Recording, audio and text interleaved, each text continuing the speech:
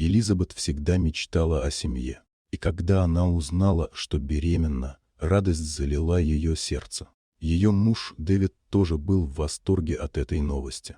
Они оба ждали ребенка так долго, и вот наконец-то судьба улыбнулась им.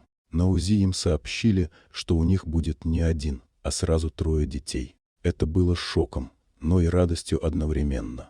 Беременность проходила у Элизабет без проблем.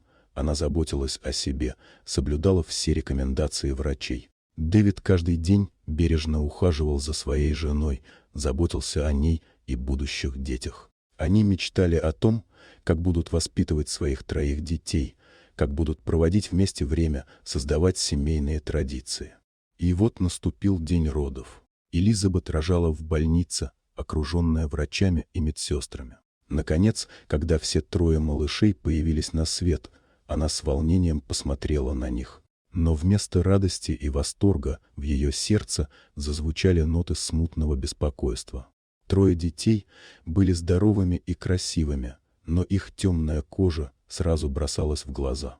Элизабет посмотрела на Дэвида, и его лицо выразило неверие и гнев. Он не мог поверить, что его жена, белая женщина, родила 3 темнокожих детей. В бешенстве он обвинил ее в измене и предательстве, не желая даже слушать объяснения. Элизабет была в отчаянии. Она не могла понять, как такое могло случиться. Она пыталась обратиться к нему, объяснить, что это их дети, что она его любит, но он был непреклонен. Дэвид ушел от нее, оставив ее одну с 3 младенцами. Прошли годы. Элизабет одна воспитывала своих 3 детей. Она любила их безмерно, они были ее всем.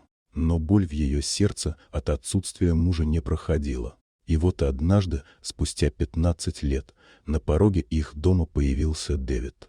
Он изучал генеалогию своей семьи и вдруг обнаружил, что в его роду были темнокожие предки. Он понял, что все это время он ошибался, обвиняя жену в чем-то, чего не было. Он видел свою ошибку и понял, что его дети – это его кровь, его семья, независимо от их цвета кожи.